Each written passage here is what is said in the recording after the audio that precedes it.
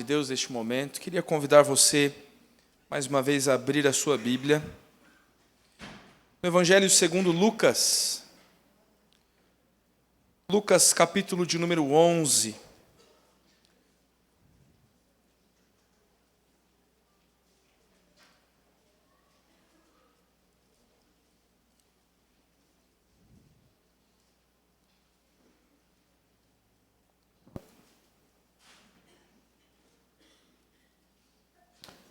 Lucas capítulo 11, verso 9 ao verso de número 13 é o texto que nós falaremos esta noite. Lucas 9, de 11 a 13. Eu quero fazer a leitura e peço que você acompanhe com reverência e amor a palavra de Deus nos dizendo: Por isso vos digo, pedi e dar-se-vos-á, buscai e achareis, batei e abrir-se-vos-á. Pois todo o que pede recebe, o que busca encontra, e a quem bate abrir-se-lhe-á. Qual dentre vós é o pai que, se o filho lhe pedir pão, pão lhe dará pedra? Ou se pedir um peixe, lhe dará em lugar de peixe uma cobra? Ou se lhe pedir um ovo, lhe dará um escorpião? Ora, se vós que sois maus sabeis dar boas dádivas aos vossos filhos, quanto mais o Pai Celestial dará o Espírito Santo àqueles que lhe o pedirem. Vamos orar mais uma vez, meus irmãos. Pai eterno, nós estamos diante da Tua palavra e nós queremos aquietar o coração e ouvir o Senhor. O Senhor inspirou as Escrituras, Pai, e só o Senhor pode nos dar conhecimento delas.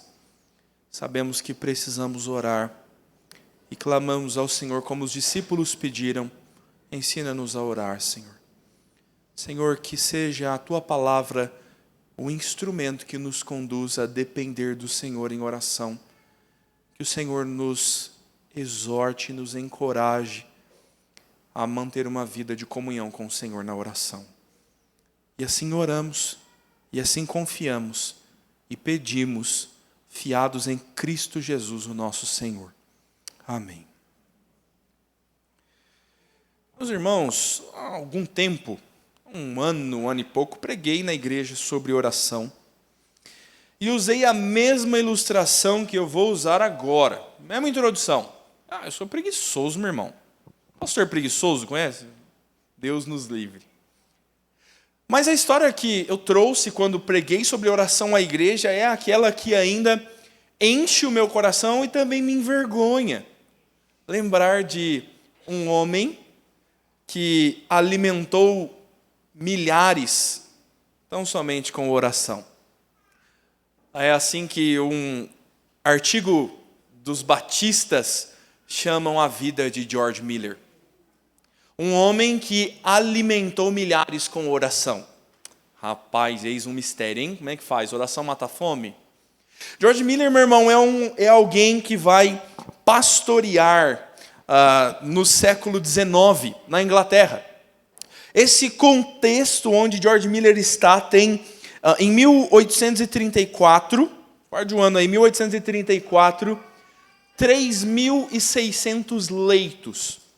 3.600 lugares para acolher crianças órfãs. É o que há disponível na Inglaterra.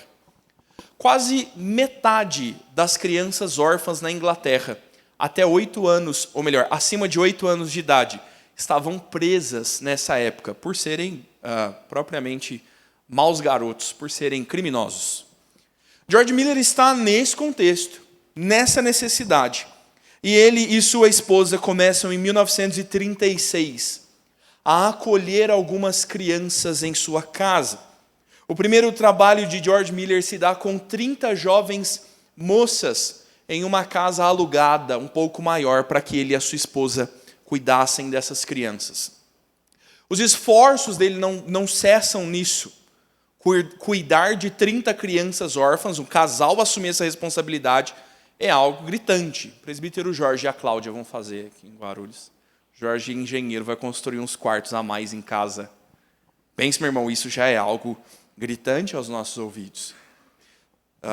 Os esforços de George Miller cresciam e a casa não comportava, outros lares foram alugados, outros lugares foram preparados e na construção de outros prédios.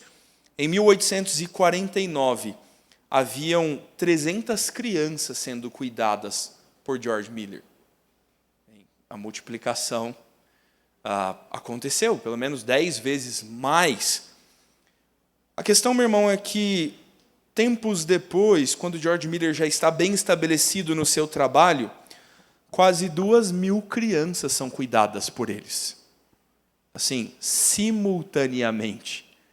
Nós não temos número e nós podemos pensar em dezenas de milhares de crianças passando pelo cuidado de George Miller e sua esposa ao longo do trabalho. 2.000 simultâneas, entrando e saindo, entrando e saindo. Dezenas de milhares de crianças foram cuidadas. Com o quê? Meu irmão, esse é um negócio. Oração. George Miller não era um rico. George Miller não tinha fonte de renda. A igreja diaconia do George Miller não era necessariamente que sustentava essas crianças. A história desse homem nos conta que todo o seu esforço se dava em oração. A dependência de Deus era o que continuamente e literalmente punha pão à mesa dessas crianças. George Miller é alguém que entendeu que o Deus de todo ouro e toda a prata daria condições para ele fazer o que tem que fazer. E daí vem a tão famosa história de uma manhã em que não havia mantimento no orfanato.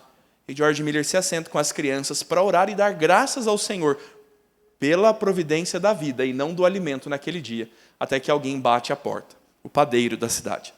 2 versões da história são contadas. Uma que o padeiro queimou o pão, cozinhou demais, assou demais o pão e decidiu levar a George Miller. Alguns outros narram um pouco diferente essa história, dizendo que o padeiro perdeu o sono durante a noite e se sentiu incomodado a levar os pães para George Miller. E enquanto eles oravam agradecendo o pão, literalmente o pão batia a porta. Qual das versões você acha mais milagre, meu irmão? Não suficiente. E aí as histórias convergem no fato da carroça do leiteiro ter quebrado a roda na porta do orfanato. E então, finalmente, o leiteiro bater a sua porta e dizer: olha, a única forma de eu consertar a carroça é esvaziar o leite, vocês não querem? George Miller vai no final da sua vida, meu irmão, tendo a sua esposa falecida e se casando novamente, aos idosos da igreja. George Miller vai se lançar ao campo missionário. É um homem que vai conhecer lugares, que vai se dar, passando pelos Estados Unidos, indo à Índia, à China, à Austrália, à aposentadoria missionária. Ouvindo homens como esses, eu fico pensando sobre como vivemos. E deixa eu acrescentar algo que eu não poderia contar há 2 anos atrás, quando falei sobre isso. Na última terça-feira, conversava com alguns irmãos em Cristo. E eu estava ouvindo um irmão me contar sobre quando tinha poucos anos de idade. E pediu leite à mãe. E a mãe disse: nós não temos leite em casa. E a mãe disse: ora a Deus, meu filho. E esse menino me falando assim: pastor, eu descobri que era oração, eu me lembro de orar. E chegou uma caixa de leite lá em casa. E, meu irmão, se você acha isso fantástico, tinha que ver o outro irmão que falou: é? E o outro irmão disse: eu queria uma bicicleta. E minha mãe disse: meu filho, desenha uma bicicleta e pede ao Senhor. E o menino desenha uma bicicleta roxa e amarela. E aí, meu irmão, Deus providenciou uma bicicleta roxa e amarela para tratar o coração de uma criança, de uma mãe, de uma família. Quanto poderíamos pensar sobre essas coisas? E eu quero desafiá-lo essa noite, meu irmão, a pensar sobre por que devemos orar. Nós precisamos orar, meu irmão. A igreja de Cristo precisa orar. Nós precisamos encher esses bancos para nos curvar diante de Deus e clamar por misericórdia. Nós precisamos viver uma vida de manhã após manhã, nos levantarmos para depender de Deus. E quão difícil é isso para nós. Quero tratar sobre este tema contigo esta noite. Por que devo orar? Antes de partir ao nosso texto e responder à pergunta por que devo orar, eu quero te levar a pensar sobre o que Jesus está fazendo. Volte uma página da sua Bíblia ou leve seus olhos ao verso 1. Lucas capítulo 11, verso 1. Olha o que o texto nos diz. De uma feita estava Jesus orando. Ah, meu irmão, nosso Cristo, nosso Senhor, a quem nós imitamos o nome, nos chamamos cristãos, estava orando. E o Senhor Jesus orando, os discípulos se voltaram para ele e clamaram: Senhor, ensina-nos a orar, como João também ensinava aos seus discípulos. Nós somos seguidores do Senhor Jesus, não propriamente de João Batista. Queremos orar como o Senhor nos ensina a orar. E o texto sobre o qual falaremos essa noite faz parte de uma longa sessão, meu irmão. Um grande ensino de Cristo sobre oração que começa desde o versículo número 1. E então o Senhor nos ensina a oração que nós acabamos de cantar. E olha que curioso, uma oração que diz: Senhor, dá-nos o pão de cada dia. Meu irmão, o Senhor Jesus vai tratar o coração dos seus discípulos, lhes mostrando um caminho, uma santa instrução para a oração. E tendo ensinado isso, Cristo vai crescer o ensino, ampliar o ensino, do verso 5 ao verso 8, agora contando uma história para eles. Dizendo que era não só necessário orar da forma como Cristo ensinava, mas que oração está diretamente ligada à perseverança. Você achou que era só para você difícil manter uma vida de oração, né, meu irmão? Você acha que é só para nós difícil orar todos os dias, orar mal-humorado, orar apressadamente, orar triste? O Senhor Jesus já está ensinando aos discípulos sobre a necessidade de importunar um amigo, e é essa a parábola que ele conta. Um amigo que recebe uma visita e vai à casa de outro amigo dizer: me arranja um bocado de pão. E o Senhor Jesus nessa história diz: olha, se o teu amigo não te atender voluntariamente, ele vai te atender pela insistência. Insista e você será atendido. Jesus conta uma história para fomentar nos seus discípulos a necessidade de orar. E agora ele chega ao texto que nós estamos tratando. Agora, no verso 5, ou melhor, no verso 9, Jesus vai dizer: por isso vos digo. É uma conclusão. Essa é a terceira parte de toda essa sessão de oração. E Jesus está concluindo dizendo: por causa de tudo que eu falei, porque eu estava orando, eu ensinei a vocês o que orar, eu disse sobre a perseverança, por causa disso, agora eu vou dizer a vocês: pedi e dar-se-vos-á, buscai e achareis, batei e abrir-se-vos-á. Por que nós devemos orar? Quero responder a essa pergunta à luz da palavra. Em primeiro lugar, porque oração é uma ordem. Por que eu deveria orar? Porque Cristo ordenou orar e orar de forma perseverante, de forma contínua, sem cessar. Paulo vai dizer: ore ao Senhor. Viva uma vida de alguém que continuamente leva as suas necessidades aos pés da cruz de Cristo, e este, o nosso mediador, levará ao nosso Deus. Entenda, meu irmão, que o Senhor Jesus não está dando opção aos seus discípulos, é uma ordem clara e direta: pedi e vos será dado, buscai e achareis, batei e abrir-se-vos-á. Faz um pouco mais de sentido para nós quando agora nós entendemos o verso 5 ao verso 8. Peça, deu o primeiro passo de tornar claro com a tua boca a tua necessidade. E se não for ouvido, então busque, se esforce um pouco mais. E se o teu amigo não te abrir a porta, bata insistentemente. O Senhor Jesus está aplicando o ensino da parábola, mostrando aos irmãos que é algo que eles devem fazer fatidicamente. E veja agora o verso de número 10. A razão pela qual eles devem fazer isso. Jesus diz: todo aquele que pede, recebe. O que busca, encontra. E a quem bate, abrir-se-lhe-á.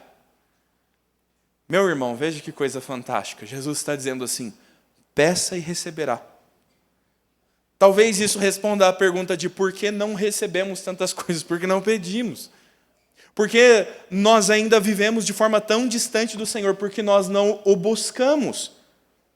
Jesus está dizendo, meu irmão, e nos ensinando o caráter zeloso de Deus, de alguém que nunca deixará desamparado os seus filhos. Ninguém nunca, jamais ficará sem ser atendido nas suas orações. E quero falar já sobre como seremos atendidos. Mas veja, meu irmão, você precisa se dispor a orar. E o próprio Senhor Jesus é quem está dizendo: ore e eu respondo. Ponha o Senhor à prova. Ponha a tua vida perante o Senhor numa decisão certa e contínua de orar, na clara disposição de obedecer ao ensino da palavra. Eu quero trazer isso para nós e claramente pôr perante você a sua responsabilidade.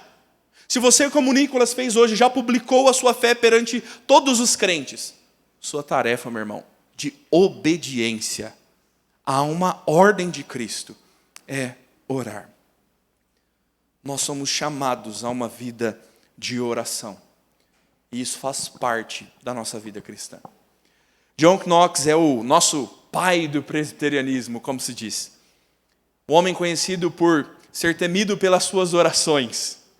Um homem conhecido por clamar incessantemente para que Deus alcançasse o seu país, para que Deus alcançasse a sua nação.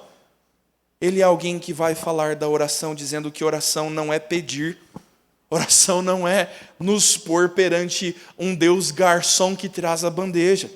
John Knox diz que oração é um anseio da alma. A oração é uma admissão diária da nossa fraqueza. É melhor em oração você ter um coração sem palavras do que ter palavras sem um coração. É como John Knox nos ensina. E John Knox está dizendo, meu irmão, ore, vá, faça. Nós queremos às vezes esperar o momento perfeito da oração. As crianças dormindo, telefone no silencioso, já bati uma hora e meia de redes sociais hoje, roupa lavada, louça limpa, e agora eu vou orar. Você tem esse momento na sua casa, meu irmão? Se isso acontece na sua casa, me liga para te fazer uma visita nesse horário, para a gente poder orar junto. E aí eu vou lá na tua casa, viver esse momento de paz e prosperidade para poder orar como se não houvesse amanhã. Não teremos, meu irmão. A vida de oração acontece ao longo. A vida de oração acontece não em uma ocasião perfeita para orar, mas na decisão de fazer algo que é necessário. Você já passou pela necessidade de pedir um gás na sua casa? Quando o gás acaba, meu irmão, a tua esposa dá um tapinha nas tuas costas e diz: o feijão está no fogo. E você que peça. Quando o cano da tua casa quebra e começa a inundar a escada, você não vai sentar para dizer: poxa, precisava de um momento oportuno para ligar para um encanador. Ai, estou tão ocupado agora, esses meninos dão um trabalho. Nem consigo agora parar para ligar para alguém vir aqui estancar esse vazamento aqui. Mas antes de inundar a sala vai dar tempo. Por que nós adiamos a oração assim? Por que nós empurramos com a barriga, como alguém que não está disposto a pôr as mãos no arado e orar? A entregar-se a uma coisa que é trabalhosa, a uma labuta que necessita de perseverança. O Senhor Jesus está nos dizendo que nós devemos orar. John Bunyan é um dos homens que muito inspira a história da igreja, fervoroso em oração. John Bunyan diz que você pode fazer mais do que orar, ou melhor, você pode fazer mais do que orar depois que orou, mas você pode não fazer mais até que você ore. A oração é o que vai impulsionar as coisas. Se você tem muito a fazer, meu irmão, não deixe de orar para fazer as suas coisas. Ore pedindo: Senhor, me dá graça para o que eu tenho que fazer. E deixe Deus conduzir as suas necessidades. John Bunyan está nos encorajando a deixar as coisas de lado e nos dedicar em oração. Martinho Lutero. Isso eu conheço, pastor. Martinho Lutero. Atribui-se a ele a ideia de que orava 1 hora todos os dias. E quando estava muito ocupado, orava 2. Pelo entendimento de que as nossas necessidades serão supridas pelo Senhor. Batei e abrir-se-vos-á, buscai e achareis. Eis o chamado de Deus para nós nos pormos à oração. Entenda, meu irmão, a oração como um instrumento da vontade de Deus. A oração, o que Jesus está prometendo, não é um garçom lhe trazendo na bandeja a sua lista de pedidos. Mas como acabei de citar John Knox, a nossa própria humilhação perante o Senhor, clamando: Deus, se o Senhor não trouxer pão à mesa essa manhã, nós não teremos o que comer. Senhor, se o Senhor não conduzir os negócios do trabalho hoje, eu não vou vender nada na empresa. Senhor, se o Teu Espírito Santo não me der condições de sentar e estudar, eu poderia estudar por horas e eu não aprenderia nada. A nossa vida de oração está propriamente como instrumento da vontade de Deus. Deus quer usar as nossas orações para nos atender. Deus está nos chamando, meu irmão, num doce convite de dizer: peça, para que eu lhe atenda. E eu lhe atendendo, você me conheça. E você possa dizer para os seus amigos: rapaz, ganhei uma bicicleta roxa. Mãe, ganhei uma caixa de leite. E por que nós deixamos de lado como se isso fosse supérfluo, secundário? Meus irmãos, o texto nos conduz a uma segunda resposta de por que devemos orar.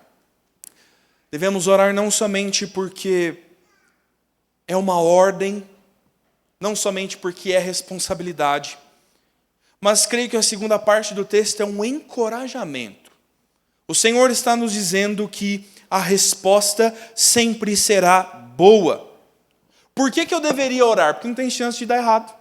Devo orar sempre, porque a resposta sempre será boa.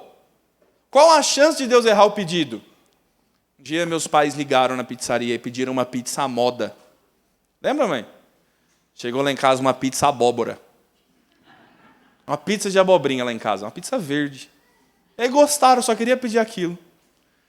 Qual a chance, meu irmão, de Deus errar o pedido? Qual a chance de o anjo escrivão do céu registrar errado a necessidade da tua casa? O Senhor sempre responderá bem. Este é um encorajamento do texto. Não há resposta ruim para a oração. Não há. Deixe-me mostrar para você a Bíblia dizendo. E para que você passe a orar sabendo que você sempre será respondido e que a resposta nunca será ruim. Olhe como o verso de número 11 nos diz: qual dentre vós é o pai, que se o filho lhe pedir pão, dará uma pedra? Ou se pedir peixe, lhe dará em lugar do peixe uma cobra? Ou se lhe pedir ovo, dará um escorpião? Ora, se vós que sois maus, sabeis dar boas dádivas aos vossos filhos, quanto mais o Pai Celestial dará o Espírito Santo àqueles que lhe os pedirem. O Senhor Jesus está usando comparações. Tem coragem, meu irmão?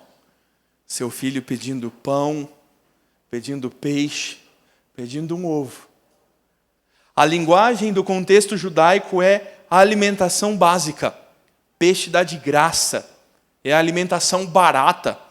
O pão é a base do que eles têm para comer. Para nós seria arroz, feijão e ovo. Que filho lhe pedindo aquilo que é mais necessário, aquilo que é próprio para matar a fome. Um pai seria maldoso o suficiente para dar algo que lhe fazia mal. Dar uma serpente, pedindo um pão, dar uma pedra, dar um escorpião, algo a ferir e machucar seu filho. Deus está vendo, hein, minha irmã? Você que dá um limãozinho para o seu menino de 1 ano chupar e você ficar rindo da careta dele. Deus está vendo você que faz isso. Deixa Timóteo nascer, o judiado desse menino. Brincadeira, brincadeira. Ministério público é brincadeira. A linguagem bíblica é conclusiva para nós no verso 13, dizendo: se nós que somos maus cuidamos bem dos nossos filhos, como cuidará de nós um Deus que é todo bom? Olha que boa conclusão, meu irmão. Nós somos maus. Veja o que discutimos hoje ao longo de toda a manhã na escola dominical, falando da grande corrupção do nosso gênero. De Deus julgando o mundo pela maldade de um mundo que só cresce e desanda. E ainda de homens maus e terríveis, você vê pais e mães cuidadosos, por mais ímpios que sejam. Você já viu aquela história clássica da vida brasileira? O pai que rouba para alimentar os filhos. É ladrão, mas é para encher a barriga do filho.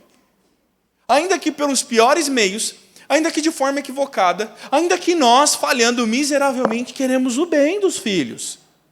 E o texto está dizendo, se você sabe responder, Deus não saberia?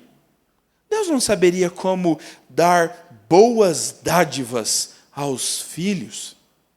O Pai Celestial estaria enganado em responder às nossas orações? Senhor, não foi isso que eu pedi. Seria Deus errado nas respostas que nos dá? Veja que grande crise.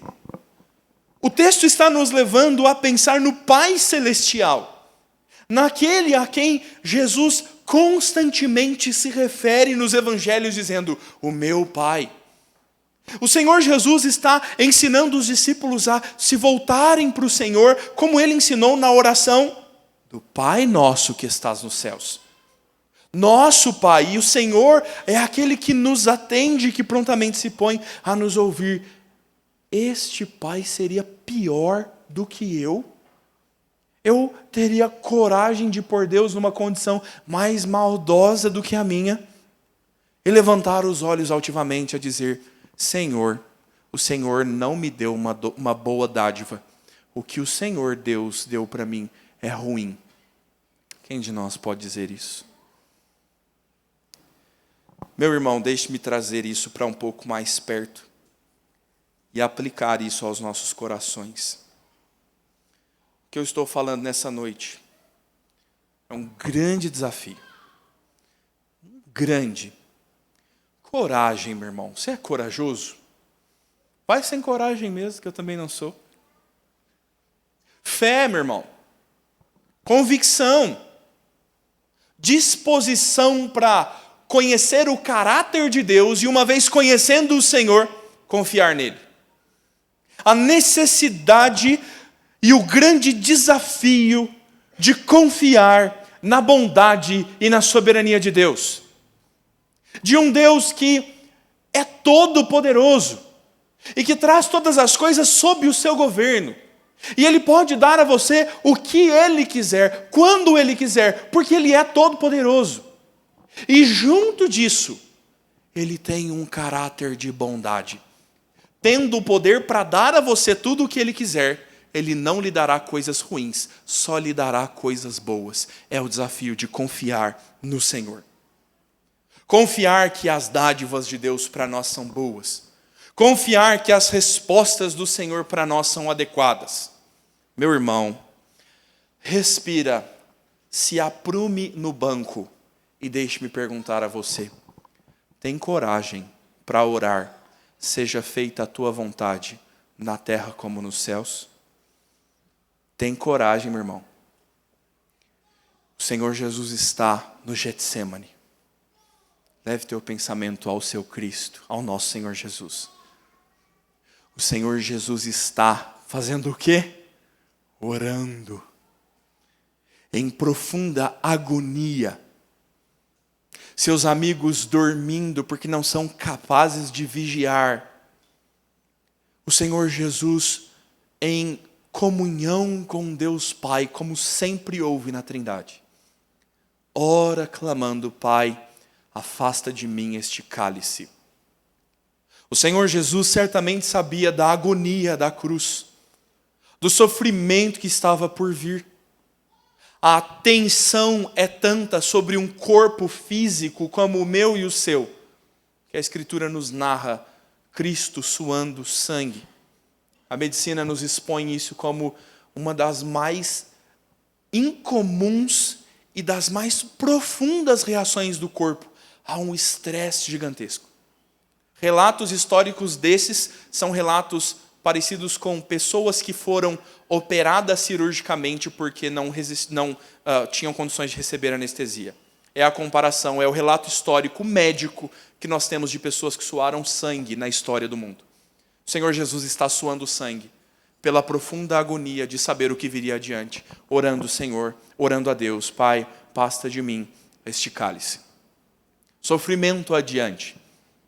Pense, meu irmão, Deus, o nosso Pai, está sendo um Pai que dá escorpião, serpente e pedra ao Senhor Jesus? O Senhor Jesus está recebendo uma má resposta de Deus? O Senhor Jesus será crucificado. É dor e sofrimento que vem adiante. E isso é ruim. Não, meu irmão. Isso é bom. Por mais sofrimento que haja, é ali que os nossos pecados foram redimidos. E hoje tomaremos a ceia em memória a tão grande salvação operada por nós. E aí então nós vemos o Senhor Jesus como nosso grande exemplo. Dizendo, a despeito do sofrimento, a despeito das perdas, a despeito da minha própria vontade. Faça a tua vontade, Senhor. Faça a tua vontade. Seja feito como tu queres. Tem coragem, meu irmão, para orar, Senhor, faça a tua vontade. A grande dificuldade, talvez, de lidarmos com textos assim, é o nosso desejo de fazer o que nós queremos e a nossa rebeldia quando a vontade de Deus é manifesta. Abraham Kuyper, outro dos bons, bom crente, ele nos diz que a nossa oração não move Deus, a oração nos move em direção a Deus. A oração, tantas vezes, não é para que a mão de Deus se mova a meu favor, mas para que eu entenda o que Deus quer de mim e eu seja movido por Deus em direção à sua vontade. E a oração não é necessariamente para ser atendida com um constante sim, mas para entender que os nãos de Deus são didáticos e são sempre bons. Deus é bom para nós quando fala não. Você pode olhar, meu irmão, para os teus pais, se lembrar da tua juventude, da tua infância e dizer, mãe, pai, obrigado por falar não para mim. Onde eu estaria se eu não fosse freado? Onde eu estaria se alguém não me amarrasse no pé da cama? Onde nós estaríamos se Deus desse asas ao nosso pecado e nos permitisse viver na nossa impiedade? A boa e velha memória de algo que já falei na igreja muitas vezes. Onde você estaria se Deus respondesse sim a todas as suas orações? Senhor Jesus, muito obrigado pelos nãos. Muito obrigado por tantos espere. Não quero agora, não é o momento. Meus irmãos, nós precisamos, no desafio de confiar na vontade de Deus, saber que os pedidos negados pelo Senhor são próprios para nos ensinar. A palavra de Deus em João 15:17 nos diz que se nós permanecermos no Senhor, e se as palavras do Senhor permanecerem em nós, pediremos o que nós quisermos e será feito. A promessa é verdadeira. Quando você estiver no Senhor, e as palavras do Senhor estiverem em você, quando você entender o que Deus quer, quando você pedir conforme a Bíblia, quando você moldar o teu desejo ao desejo do Senhor, então a sua vontade será feita. O que é que Deus quer fazer em última instância? Não é atender cada um dos nossos desejos, é moldar a nossa vida a Ele mesmo e nos direcionar a Ele mesmo. O Senhor quer nos trazer para si. E meu irmão, que paulada no estômago. Deixa eu te contar um negócio que eu contei na terça-feira. Os meninos contando relatos de fé e eu contando relatos de pecado. Eu estava outro dia, depois de ter abastecido o carro, orando a Deus, naquela oração assim, sabe quando você está trocando de roupa, se arrumando para sair? Falei assim, ô Senhor, bem que podia ser para mim. Porque eu abasteci no posto de combustível e havia uma promoção dizendo que seria sorteado 1 ano de combustível por sexta-feira e uma caminhonete Fiat Toro no final do ano. E eu dizendo, ai Senhor, vou para Bereia tantas vezes na semana, tenho que ficar pisando na embreagem, quanto sofrimento. Podia vir um carro automático na minha vida. Meu irmão, que gostoso é ter o Espírito Santo de Deus, né? Aí sabe quando você se lembra? Olha que curioso, você lembra bem naquela hora, vai ver que é o Espírito Santo, né? O Senhor dizendo para mim, no meu coração assim, ó, pedis e não recebeis, porque pedis mal, para gastar nos vossos próprios deleites. Tiago, capítulo 4, verso 1 a 3. A palavra de Deus nos diz assim: de onde procedem as guerras e brigas que há entre vocês? De onde, senão dos prazeres que estão em conflito dentro de vocês?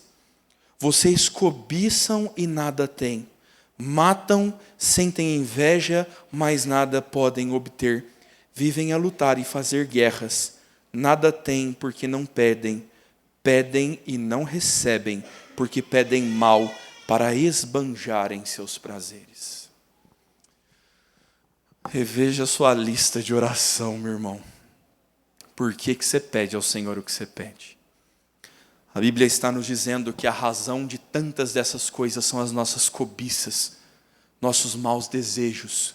Deixe-me dizer com todas as letras, Deus não atenderá às cobiças do teu coração, porque Ele é santo. Ele não te dará escorpião, serpente e pedra. O Senhor te dará um grande e redondo não, como forma de graça e amor, porque Ele é um Pai que corrige e açoita todo filho que recebe. Mas, meu irmão, se não receberemos aquilo que nós pedimos mal, é certo que nós receberemos tudo o que precisamos. Se o Senhor é o meu pastor, aquilo que eu não tenho, eu não preciso. Canta o Projeto Sola no Salmo 23, cantando o Salmo 23. Ele é o bom pastor, meu irmão. Ele sabe do pasto verdejante e das águas tranquilas que a sua alma precisa e deseja. E Ele também é o bom pastor que te conduz pelo vale da sombra da morte. E se o Senhor é o meu pastor, nada nos faltará. Nada nos faltará. Portanto, meu irmão, ao final das contas, Deus sempre será bondoso, sempre responderá da melhor forma possível. O chamado para nós é de humilhação. O chamado para nós é de submissão à vontade de Deus, dizendo: Senhor, o Senhor sabe o que faz. E eu, por meio da oração, quero moldar a minha vida a Ti, me apegar ao Senhor. Quero ser instruído no Teu caminho e quero ser contente e satisfeito em tudo quanto o Senhor faz, porque o Senhor é um bom Pai e sempre que o Senhor me responder, me responderá bem, com exatamente aquilo que eu preciso. Deixe-me encerrar dizendo e desafiando você a orar. Vai orar, meu irmão. Vá orar. Vá fechar as portas do teu quarto e chorar diante do Senhor. Vá orar a Deus pelas coisas que você não tem e a cobiça do seu coração quer. E a sua oração é confessar os teus pecados e clamar: Senhor, arranca-me a cobiça do coração. E um Deus bondoso curará os nossos pecados, como diz Tiago. Vá orar, meu irmão. Vá orar pela tua casa. Vá orar com a tua casa. Vá sentar os seus filhos, orar com eles e por eles, como você prometeu.